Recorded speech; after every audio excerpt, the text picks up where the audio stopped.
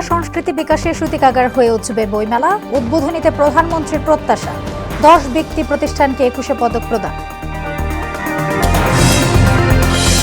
নির্বাচনী প্রতিশ্রুতি অনুযায়ী 10,000 টাকা পর্যন্ত কৃষি ঋণ মওকুফের সিদ্ধান্ত সরকারের। ঋণমুক্ত হবেন 12 লাখ কৃষক। 5 মামলায় হাইকোর্ট থেকে জামিন পেলেন সাবেক মেয়র আইভি। ফ্ল্যাট দুর্নীতির ঘটনায় টিউলিপ সিদ্দিককে গ্রেপ্তারের রেড নোটিশ জারির আদেশ। এবং এবছর নৌপথের ঈদযাত্রা স্বস্তির হবে আশা মঞ্চে। বাড়তি ভাড়া আদায় রোধে নজরদারি বাড়ানোর ঘোষণা।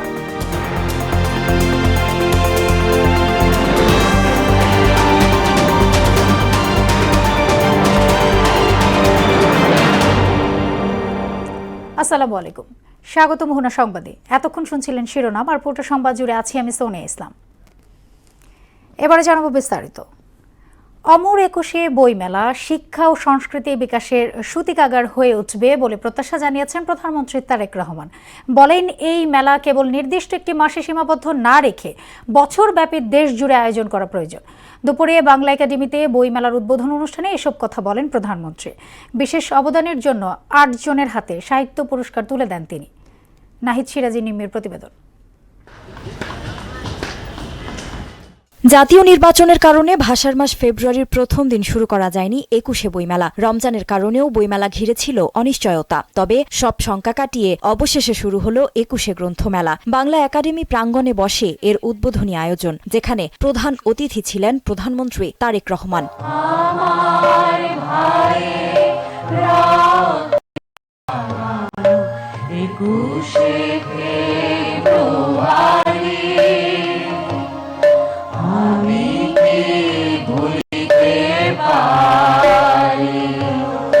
ভাষা শহীদদের প্রতি সম্মান জানাতে পালন করা হয় 1 মিনিট নীরবতা।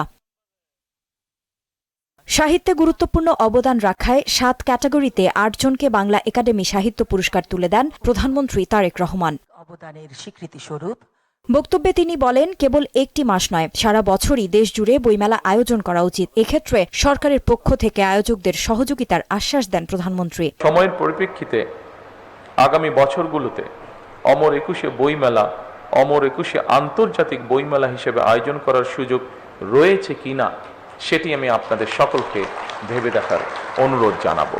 অন্ধকার কাটিয়ে আলোয় ফিরতে সবার সহযোগিতাও চান তিনি। এই দেশকে সকল প্রকার অন্ধকার ও পশ্চাৎপদতা থেকে মুক্ত করে দল, মত, ধর্ম, বর্ণ নির্বিশেষে সকলের জন্য একটি নিরাপদ, মানবিক, গণতান্ত্রিক বাংলাদেশ গড়ে তুলতে আমি আপনাদের সকলের আন্তরিক সহযোগিতা কামনা করছি। বাংলাকে জাতিসংঘের অফিসিয়াল ভাষায় স্বীকৃতি আদায়ে কাজ করা প্রয়োজন বলে উল্লেখ করেন তারেক রহমান। বাংলা ভাষাকে জাতিসংঘের অফিসিয়াল ভাষা হিসেবে স্বীকৃত আদায়ের জন্য আমাদের মনে হয় কাজ শুরু করা প্রয়োজন। পরে মেলার বিভিন্ন স্টল পরিদর্শন করেন সরকার প্রধান। এবার মেলায় অংশ নিচ্ছে 549 প্রকাশনা প্রতিষ্ঠান। চলবে 15ই মার্চ পর্যন্ত। নাহিদ সিরাজি নিম্মি, মোহনা সংবাদ, ঢাকা। এদিকে শিল্প, সাহিত্য, গবেষণা সহ সব শাখায় দেশকে এগিয়ে নিতে সরকার কাজ করছে বলে জানিয়েছেন প্রধানমন্ত্রী তারেক রহমান। সকালে ওসমানী স্মৃতি মিলনায়তনে 21শে পদক প্রদান অনুষ্ঠানে এসব কথা বলেন তিনি। রাষ্ট্রের বিভিন্ন ক্ষেত্রে গুরুত্বপূর্ণ অবদানে স্বীকৃতি স্বরূপ 9 ব্যক্তি ও 1 প্রতিষ্ঠানকে দেয়া হয় 21শে পদক। আরও জানাচ্ছেন রাজীব আহমেদ। রয়েছে আলোকচিত্র ধারণ পর্ব, পদক, শিল্পকলা, ভাষা, সাহিত্য, সংস্কৃতি, স্থাপত্য এবং সঙ্গীত সহ বিভিন্ন ক্ষেত্রে গুরুত্বপূর্ণ অবদান রাখায় এবছর 21শে পদক পেলেন 9 ব্যক্তি ও 1টি প্রতিষ্ঠান। তাদের হাতে পদক তুলে দিতেই ওসমানী স্মৃতি মিলনায়তনে এই অনুষ্ঠানের আয়োজন করে সংস্কৃতি মন্ত্রণালয়। এতে প্রধান অতিথি হিসেবে উপস্থিত থেকে পদক তুলে দেন প্রধানমন্ত্রী তারেক রহমান। নিকট হতে পদক গ্রহণ করার জন্য চলচ্চিত্রে ফরিদা আক্তার ববিতা, চারুকলায় ডক্টর মোহাম্মদ আব্দুস সাত্তার, স্থাপত্যে মেরিনা তাবাসসুম, সঙ্গীতে আয়ুব বাচ্চু, নাট্যকলায় পালাকার ইসলাম উদ্দিন, সাংবাদিকতায় শফিক রেহমান, শিক্ষায় অধ্যাপক মাহবুবুল আলম মজুমদার, ভাস্কর্যে তেজস হালদার ও নৃত্যকলায় পদক পেয়েছেন অর্থী আহমেদ। এবার প্রতিষ্ঠান হিসেবে পদক পায় ওয়ারফ্রেজ ব্র্যান্ড। বক্তব্যে শিল্প সাহিত্যকে ধারণ করেই দেশকে এগিয়ে নেওয়ার প্রত্যয় জানান প্রধানমন্ত্রী তারেক রহমান।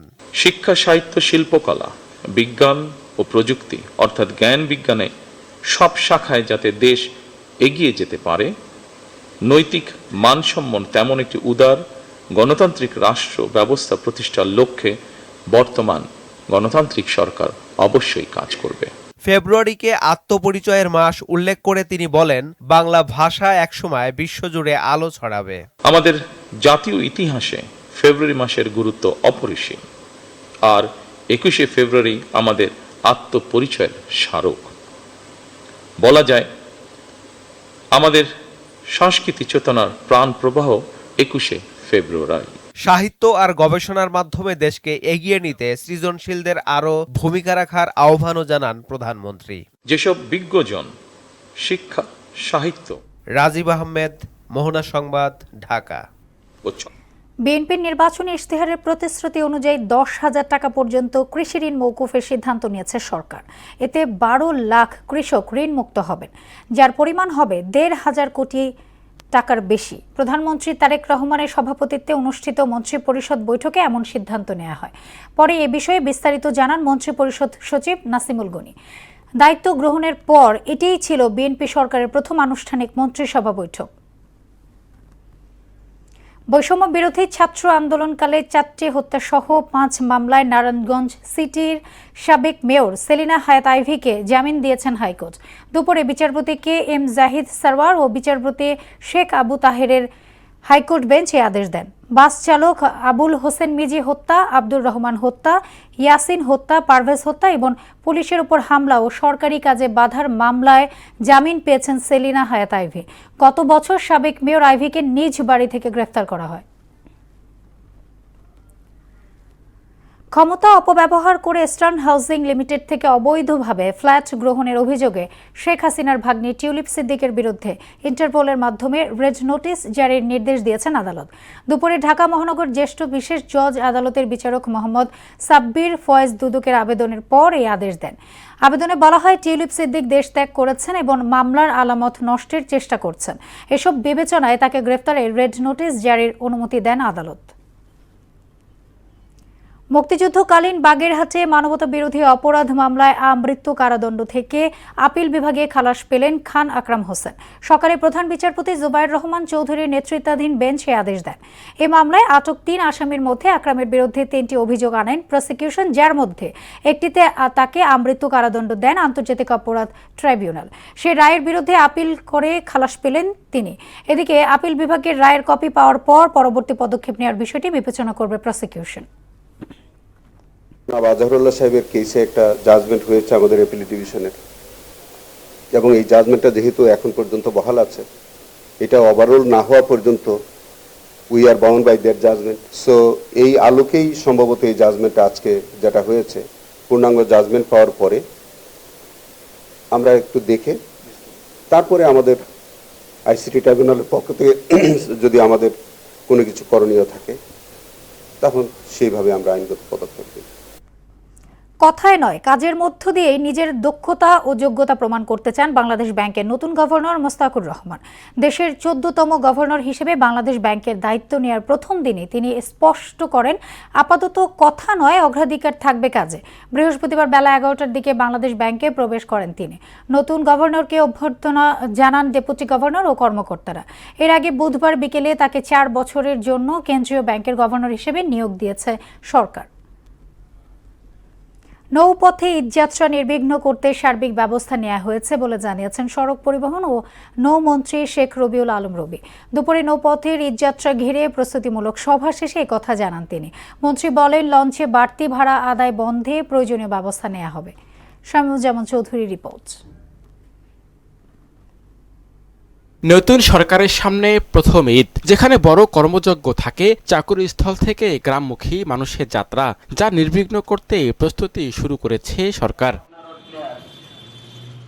এ উপলক্ষে সড়ক পরিবহন ও সেতু মন্ত্রণালয়, নৌ পরিবহন ও রেলপথ মন্ত্রণালয় সংশ্লিষ্টদের সঙ্গে বৈঠকে বসেন সড়ক পরিবহন মন্ত্রী।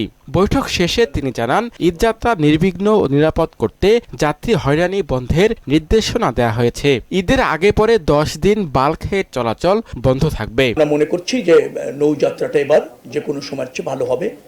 যেগুলি আমরা করতে সক্ষম হব তা আমরা চিহ্নিত করে ইতিমধ্যে কার্যকর করবার প্রয়োজনীয় উদ্যোগ নিশ্চিত হয়েছে। যাওয়ার পথে বাল্কহেড আছে, স্পিড বোট যত্রতত্র চলে, আবার এখান থেকে নারায়ণগঞ্জ পর্যন্ত অনেক জায়গায় আছে যে যত্রতত্র অনেক নৌ যান থাকে, অনিয়ন্ত্রিত, নদীটাকে কাভার্ড করে রাখে, পার্কিং করা নিয়মিত থাকে না। তো এই জায়গাগুলিতে শৃঙ্খলা থাকবে। ঢাকায় ট্রাক থামিয়ে চাঁদা নেওয়া অবৈধ বলে জানান মন্ত্রী। চাঁদা এবং চাঁদাবাজি দুটি জিনিস পার্থক্য আছে। চাঁদাটা কোনো সময় শ্রমিক এবং মালিকদের স্বার্থে তারা তারাই নির্ধারণ করে মানে আমি বুঝাচ্ছি সমঝোতা। চাঁদাবাজি হচ্ছে সেইটি যেটি মানুষকে বাধ্য করে জোর করে নেওয়া হয়, তাদের নির্ধারিত প্রক্রিয়া না, কোনো অবৈধ শক্তি সেটা করতে চায়, সেটা করার কোনো সুযোগ নেই, সেটার করা আমাদের এই মন্ত্রণালয়ে থাকবে না। চাঁদাবাজির সুনির্দিষ্ট তথ্য দিলে প্রয়োজনীয় পদক্ষেপ নেওয়ার কথাও জানান সড়ক পরিবহন ও সেতু মন্ত্রী। সফলতা আমরা শতভাগ করতে চাই, এটাই নতুনত্ব। শামীমুজ্জামান চৌধুরী, মহনা সংবাদ, ঢাকা। সারা দেশে জমজমাট ইফতার বাজার। বন্দর নগরী চট্টগ্রামের প্রধান সড়ক সহ অলিগুলিতে বাহারি পণ্যের পসরা সাজিয়ে বসেছেন বিক্রেতারা। কাজীর দেউরি, চকবাজার সহ বিভিন্ন স্থানে বেগুনি, পেঁয়াজু, ছোলা ও জিলাপির পাশাপাশি স্থানীয় ঐতিহ্যবাহী ইফতার সামগ্রী রাখা হয়েছে দোকানগুলোতে। দুপুর গড়িয়ে বিকেল হতেই বাড়ে ক্রেতার ভিড়।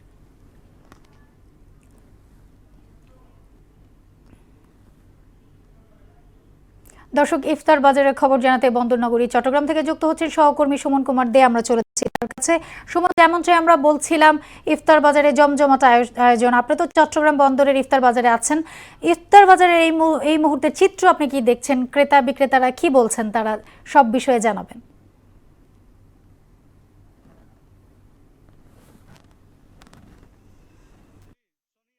আমি এই মুহূর্তে বন্দরনগরী চট্টগ্রামের কাজীডেরা এলাকায় রয়েছি। আমরা দুপুরের পর থেকে দেখছি চট্টগ্রামে যে বিভিন্ন জায়গায় যে ইফতার বাজারগুলো রয়েছে, সেই বাজারগুলোতে কিন্তু যারা রোজাদার রয়েছে তারা কিন্তু ভিড় করছেন। তো আমি যেই ইফতার বাজারে এখন অবস্থান করছি, আসলে এখানে এই এখনো উচ্চপড়া ভিড়, যে রোজাদারদের যে বিভিন্ন রকমের আইটেম রয়েছে যে ইফতার বাজার, এই বাজারে কিন্তু আমরা দেখতে পাচ্ছি প্রায় 100 উপরে আইটেম রয়েছে। তো এখানকার যারা রোজাদার রয়েছে আসলে তারা তাদের পছন্দের যে খাবারগুলা তারা ঘুরে ঘুরে কিন্তু কিনে নিয়ে যাচ্ছেন। তো আমরা এই বাজারে দেখছি ইতিমধ্যে প্রায় কিন্তু ইফতারি একদম শেষ পর্যায়ে। তো আমরা যদি আপনাকে কয়েকটি দেখাই, এখানে সবচাইতে বেশি অর্থাৎ যে চট্টগ্রামের যে মেজবানি মাংস, সেই মেজবানি মাংস কিন্তু এরই মধ্যেই শেষ হয়ে গেছে। এবং যে জিলাপি এবং চট্টগ্রামের বিখ্যাত জিলাপি রয়েছে, আপনার পেঁয়াজু রয়েছে, বেগুনি, আলুর চপ, বিভিন্ন রকমের যে আইটেম রয়েছে আমরা দেখতে পাচ্ছি প্রায় কিন্তু শেষ পর্যায়ে। তো দুপুরের পর থেকে যে ইফতার বাজারগুলোতে রয়েছে, সেই বাজারগুলোতে কিন্তু যারা বিভিন্ন রকমের যে ইফতারি আইটেম তারা খুঁজে নিচ্ছেন। অর্থাৎ আমরা দেখছি বেশিরভাগ মানুষ কিন্তু যে ইফতার বাজারে ভিড় করছেন, ওই বাসা বাড়িতে তারা হয়তো ইফতারি কম তৈরি করেন, সে কারণে তারা সুস্বাদু খাবার নেওয়ার জন্য কিন্তু যে ইফতার বাজারগুলোতে তারা ভিড় করছেন। তো আমরা দেখছি বিভিন্ন রকমের শরবত রয়েছে এবং বিভিন্ন রকমের যে আইটেম রয়েছে, সেই আইটেমগুলো কিন্তু তারা ঘুরে ঘুরে কিনে নিয়ে যাচ্ছেন। তো চট্টগ্রামের যে ইফতার বাজার থেকে এই ছিল এখন পর্যন্ত আমার কাছে সর্বশেষ। সুনিয়া, আপনাকে ধন্যবাদ। 21 দিন পরই মুসলমানদের প্রধান ধর্মীয় উৎসব ঈদ উল ফিতর। একে ঘিরে সারা দেশে শুরু হয়েছে নতুন পোশাক কেনার ধুম। খুলনার বিপণী বিতানগুলোতে বাড়ছে ভিড়।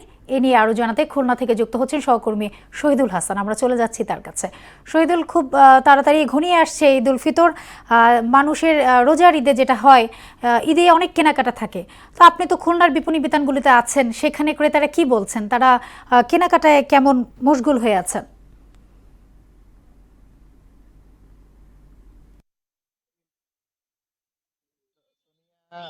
আমি এখন খুলনা প্রাণ কেন্দ্র যে টাকা মোড় সেখানে রয়েছি। এখানে মূলত মধ্যবিত্ত এবং নিম্ন মধ্যবিত্ত পরিবার যারা আছেন তারা কিন্তু এখান থেকে কেনাকাটা করেন।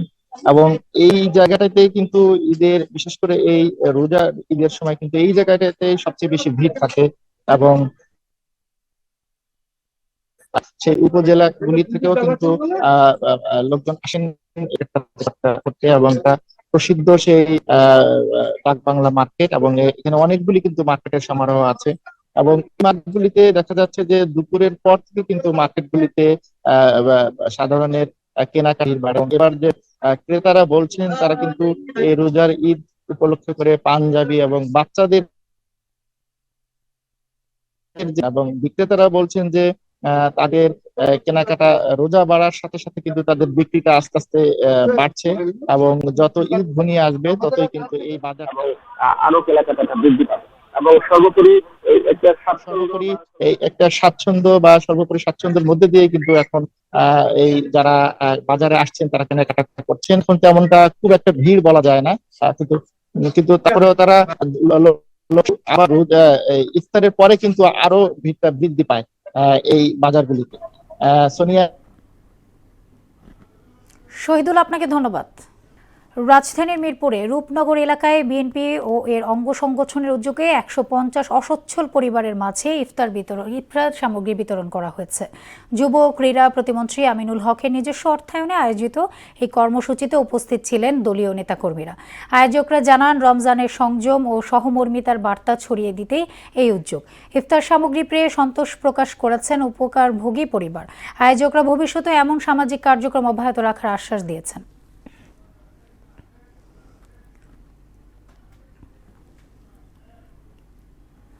দিন দিন জনপ্রিয় হয়ে উঠছে টাঙ্গাইলের হাতে ভাজা মুড়ি। জেলার চাহিদা মিটিয়ে এখানকার মুড়ি যাচ্ছে দেশের বিভিন্ন প্রান্তে।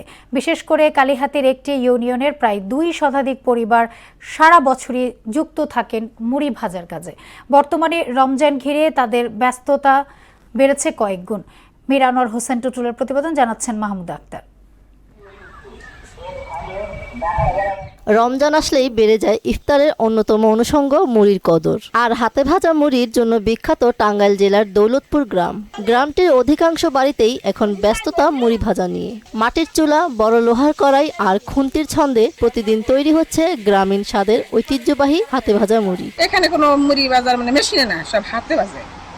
অনেক সুন্দর তাদের মুড়ি, দূর দূরান্ত থেকে লোকের আসে মুড়ির জন্য। অধিকাংশ মানুষই বলে যে আমাদের গ্রামের মুড়ি নাকি অনেক সুস্বাদু হয়, সারা মুড়ি হয়, এমনকি অনেক সুন্দর মুড়ি বাজে। তবে বর্তমানে কাঁচামালের দাম বৃদ্ধি ও পরিবহন খরচ বাড়ায় পরিশ্রমের তুলনায় লাভ কম বলে জানালেন এই পেশায় সংশ্লিষ্টরা। ব্যবসাদার আমল থেকে এই মুড়ি বাজার প্রচলন ছিল, আগে তো অনেক বেশি ছিল।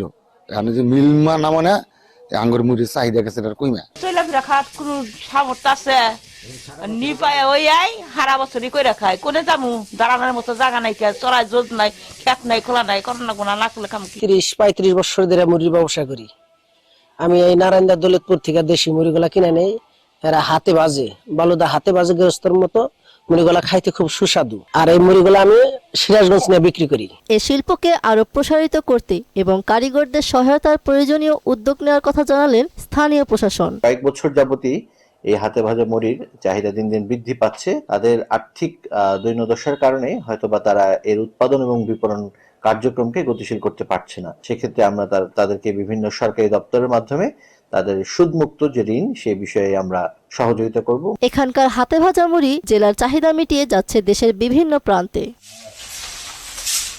মাহমুদা আক্তার, মোহনা সংবাদ। শেষ করব মোহনা সংবাদ, যাবার আগে শিরোনামগুলো আরো একবার।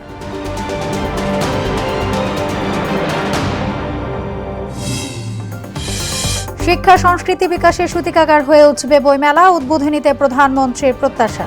10 ব্যক্তি প্রতিষ্ঠানকে 21 পদক প্রদান। নির্বাচনী প্রতিশ্রুতি অনুযায়ী 10,000 টাকা পর্যন্ত কৃষি ঋণ মওকুফের সিদ্ধান্ত সরকারের। ঋণমুক্ত হবেন 12 লাখ কৃষক। 5 মামলায় হাইকোর্ট থেকে জামিন পেলেন সাবেক মেয়র আইভি। ফ্ল্যাট দুর্নীতির ঘটনায় টিউলিপ সিদ্দিককে গ্রেফতার, রেড নোটিশ জারির আদেশ। এবং এবছর নৌপথের ঈদযাত্রা স্বস্তির হবে আশা মন্ত্রীর। বাড়তি ভাড়া আদায় রোধে নজরদারি বাড়ানোর ঘোষণা।